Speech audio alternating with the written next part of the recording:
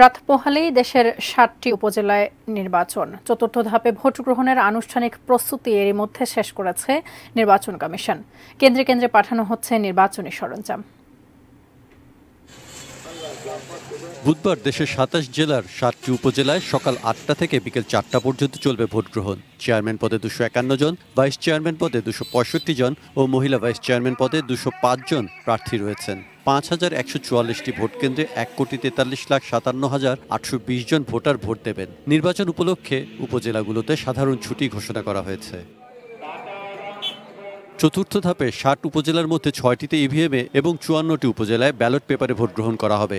নির্বাচনে দুর্গম এলাকার ১৯৭টি কেন্দ্রে আগের দিন আর ভোটের দিন সকালে ব্যালট পেপার পাঠানো হবে ৪,৯৪৭টি কেন্দ্রে। নির্বাচন কমিশনের সিদ্ধান্ত অনুযায়ী এবারের নির্বাচনে ভোট কেন্দ্রগুলোতে আইন শৃঙ্খলা রক্ষাকারী বাহিনী ১৭ থেকে ১৮ জন সদস্য থাকবেন। এবার প্রতিটি ইউনিয়নে একজন করে নির্বাহী ম্যাজিস্ট্রেট থাকছেন। প্রতিটি উপজেলায়ও একজন নির্বাহী ম্যাজিস্ট্রেট থাকবেন। অবাধ, সুষ্ঠু ও শান্তিপূর্ণভাবে নির্বাচন অনুষ্ঠানের লক্ষ্যে সারা দেশে ১৭৫ প্লাটুন বিজেপি সদস্য মোতায়েন করা হয়েছে। আগামী ৭ জুন পর্যন্ত নির্বাচনী এলাকায় তারা মোবাইল ও স্ট্রাইকিং ফোর্স হিসেবে কাজ করবে।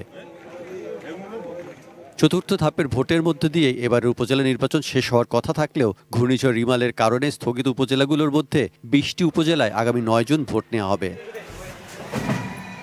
সৈকত Dasgupta, desk report, ATN news.